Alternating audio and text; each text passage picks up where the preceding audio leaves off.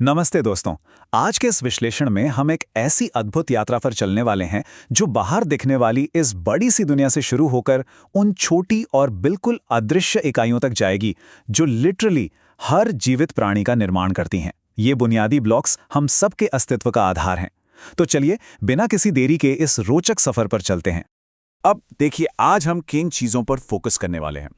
पहले हम समझेंगे कि आखिर जीवन की बुनियादी इकाई क्या है। फिर हम थोड़ा हिस्ट्री में जाएंगे और देखेंगे कि इस माइक्रोस्कोपिक दुनिया की खोज कैसे हुई। उसके बाद हम मॉडर्न सेल थ्योरी, इन कोशिकाओं के कमाल की विविधता और उनके आकार को एक्सप्लोर करेंगे। और अंत में हम सीधे एक प्रोकैरियोटिक कोशिका के अंदर एक डीप डाइव लगाएंगे। बहुत ही मज़ेदार लॉजिकल फ्लो है, तो आइए आगे बढ़ते हैं। तो सबसे पहले let's start with the basics. जीवन की बुनियादी इकाई, ये पूरा का पूरा बायोलॉजी का फाउंडेशन है जिसके बिना हम लाइफ को डिफाइन ही नहीं कर सकते। अब आपके दिमाग में एक बड़ा फिलॉसॉफिकल सवाल आ सकता है, आखिर ऐसी कौन सी चीज है जो जीवित प्राणियों को उनके आसपास की निर्जीव वस्तुओं से एकदम अलग करती है? मतलब ऐसा क्या है जो एक पेड़ या जानवर में तो धड़कता है पर एक ईंट या पत्थर में बिल्कुल नहीं? इसका जवाब छिपा है उन बेहद सूक्ष्म इकाइयों में जिन्हें हम सेल या कोशिका कहते हैं। कोशिका के बिना एक्चुअली किसी का भी स्वतंत्र अस्तित्व पॉसिबल ही नहीं है। इसे थोड़ा और सिंपल बनाते हैं। अगर हम एक ईंट की दीवार और प्याज की झिल्ली यानी अनियन पील की कोशिकाओं को साइड बाय साइड देखें तो पैटर्न एकदम क्लियर हो जाता है। जिस तरह अलग अलग ईंटें जुड़कर एक विशाल बिल्डिंग खड़ी कर देती हैं, ठीक उसी तरह अनगिनत माइक्रोस्कोपिक सेल्स एक दूसरे से जुड़कर सभी सजीवों के शरीर का निर्माण करती हैं।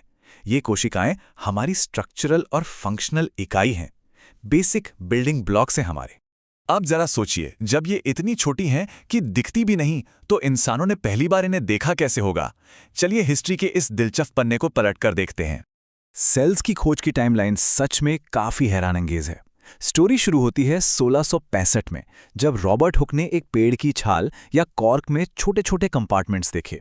उन्हें ये मधुमक्खी के छत्ते जैसे लगे और उन्होंने सबसे पहली बार इन्हें सेल नाम दिया। फिर 1674 में लीवेनहुक ने अपने बनाए हुए बेहतर माइक्रोस्कोप से तालाब के पानी में पहली बार फ्री लिविंग सेल्स को तैरते हुए देखा। आगे चलकर 1838 और 39 में श्लाइडन और श्वान ने पौधों और जानवरों पर डीप स्टडी की। और फाइनली 1855 में रुडोल्फ विर्चो ने आकर इन सभी टुकड़ों को जोड़कर एक प्रॉपर वैज्ञानिक दिशा दी। और जानते हैं इन सभी ब्रिलियंट साइंटिस्ट की खोजों का नतीजा क्या निकला? इन्होंने मिलकर फाउंडेशन रखी मॉडर्न सेल थ्योरी की। रुडोल्फ विर्चॉफ का 1855 का एक स्टेटमेंट काफी फेमस और क्रांतिकारी है, ओमनिस सेल्यूला ए सेल्यूला। सुनने में किसी मैजिक स्पेल जैसा लगता है ना, पर इसका सीधा सा मतलब है कि सभी नई कोशिकाएं पहले से मौजूद कोशिकाओं के डिवाइड होने से ही बनती हैं। श्लाइडन और श्वान ये एक्सप्लेन नहीं कर पाए थे कि आखिर ये नई कोशिकाएं आती कहां से हैं, पर विर्चॉफ के इस एक छोटे से फ्रेज ने इस पूरे मिस्ट्री को सॉल्व कर दिया और सेल थ्योरी को कंप्लीट किया। चलिए अब हिस्ट्री से बाहर आते हैं और नेचर में सेल्स की माइंड ब्लोइंग वैरायटी और उनके आकार पर नजर डालते हैं, क्योंकि स्पॉइलर अलर्ट, सभी सेल्स एक जैसी बिल्कुल नहीं होती। 100 खराब यानी 100 ट्रिलियन। क्या आप इस नंबर का अंदाजा भी लगा सकते हैं? एक नॉर्मल अडल्ट ह्यूमन बॉडी में लगभग इतनी कोशिकाएं होती हैं। सीरियसली, ये संख्या आसमान में तारों की संख्या से भी ज्यादा लगती है। और मजेदार बात यह है कि ये सभी 100 ट्रिलियन सेल्स आकार और प्रकार में एक दूसरे से अलग होती हैं और मिलजुल कर अपना अपना स्पेसिफिक काम करती हैं। और यही एक बहुत क्रूशियल पॉइंट है, फॉर्म फॉलोज फंक्शन। इन सेल्स का आकार इनके काम पर डिपेंड करता है। कुछ रेड ब्लड सेल्स की तरह गोल और चपटी होती हैं ताकि ब्लड वेसल्स में आसानी से फ्लो कर सकें। दूसरी तरफ नर्व सेल्स यानी तंत्रिका कोशिकाएं काफी लंबी और ब्रांच्ड होती हैं, क्योंकि उन्हें मैसेजेस को बॉडी में लंबा डिस्टेंस ट्रैवल करवाना होता है। और व्हाइट ब्लड सेल्स तो अपना आकार ही बदल लेती हैं। एकदम परफेक्टली इंजीनियर्ड सिस्टम है। अब इंडिपेंडेंट सेल्स की बात चल रही है तो अमीबा का एग्जाम्पल लेना तो बनता है। ये पूरा का पूरा जीव सिर्फ और सिर्फ एक सिंगल सेल से बना है और ये लगातार अपना आकार बदलकर आगे बढ़ता रहता है, जिसे सूडोपोडिया कहते हैं। इसी शेप शिफ्टिंग एबिलिटी से ये अपना खाना भी पकड़ता है। एक अकेली सेल होकर भी ये सांस लेने से लेकर डाइजेशन और रिप्रोडक्शन तक सब कुछ अकेले मैनेज करता है ना कमाल की बात? साइज के एक्सट्रीम्स देखें तो कॉन्ट्रास्ट एकदम माइंड ब्लोइंग है। एक एंड पर है सबसे छोटी नोन सेल माइकोप्लाज्मा, जो बस 0.3 माइक्रोमीटर की होती है। मतलब इसे देख पाना तो नॉर्मल तरीके से पॉसिबल ही नहीं है। और दूसरी तरफ सबसे बड़ी सिंगल सेल है एक ऑस्ट्रिच यानी शुतुरमुर्ग का अंडा। ये लगभग 170 बाय 130 मिलीमीटर का होता है। आप इसे बिना किसी माइक्रोस्कोप के आराम से अपने हाथों में पकड़ सकते हैं। ये नेचर की रेंज का एक परफेक्ट एग्जाम्पल है। ओके, तो अब वक्त आ गया है आज के इस डिस्कशन के सबसे डीप डाइव का। अब हम डायरेक्टली चलेंगे इन सेल्स के अंदर, स्पेशली सबसे सिंपलेस्ट फॉर्म प्रोकैरियोटिक सेल के अंदर। यहाँ चीजें थोड़ी कॉम्प्लेक्स जरूर होंगी, पर उतनी ही फैसिनेटिंग भी। पर अंदर जाने से पहले एक क्विक बाउंड्री सेट कर लेते हैं।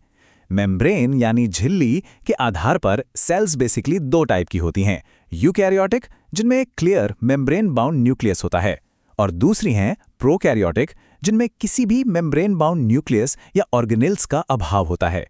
बैक्टीरिया इसका सबसे क्लासिक एग्जाम्पल है। ये दिखने में सिंपल जरूर है बट हाईली इफेक्टिव हैं। चलिए इस प्रोकैरियोट की एनाटॉमी को डाइसेक्ट करते हैं। इनका जो जेनेटिक मटेरियल यानी डीएनए है वो बिल्कुल नेकेड होता है, किसी झिल्ली में बंद नहीं। इनमें प्लाज्मिड्स नामक छोटे सर्कुलर डीएनए भी मिलते हैं। ये प्लाज्मिड्स एक्चुअली बैक्टीरिया को एंटीबायोटिक्स के खिलाफ रेजिस्टेंस जैसी सुपर पावर्स देते हैं। फिर आते हैं मीजोसोम्स, जो बेसिकली सेल मेम्ब्रेन की ही अंदर की तरफ फोल्डिंग्स हैं जो अलग अलग फंक्शंस में हेल्प करते हैं। और इन सबको सेफ रखने के लिए होता है एक सुपर रोबस्ट 3 लेयर वाला एनवेलप। सबसे बाहर ग्लाइकोकैलिक्स, बीच में सेल वॉल और अंदर प्लाज्मा मेम्ब्रेन। यही सेटअप इन बैक्टीरिया को किसी भी एक्सट्रीम कंडीशन में सर्वाइव करने में मदद करता है। इस डीप डाइव के अंत में मैं चाहूंगा कि आप सब एक पल के लिए रुकिए और सोचिए। इन सेल्स के अंदर जो सेमी फ्लूइड भरा होता है ना, साइटोप्लाज्म, उसमें इस वक्त इस पर्टिकुलर सेकंड में ऐसी कौन कौन सी कॉम्प्लेक्स केमिकल रिएक्शंस लगातार हो रही हैं जो इन्हें जीवित बनाए रखती हैं। नेचर का ये फैक्ट्री सिस्टम एक्चुअली नॉनस्टॉप चल रहा है। आज के लिए बस इतना ही। हमने बाहर के स्ट्रक्चर से लेकर अंदर के केमिकल वंडर्स तक का सफर तय किया। Keep wondering about these microscopic miracles, और आगे भी ऐसी ही अमेजिंग चर्चाएं जारी रहेंगी।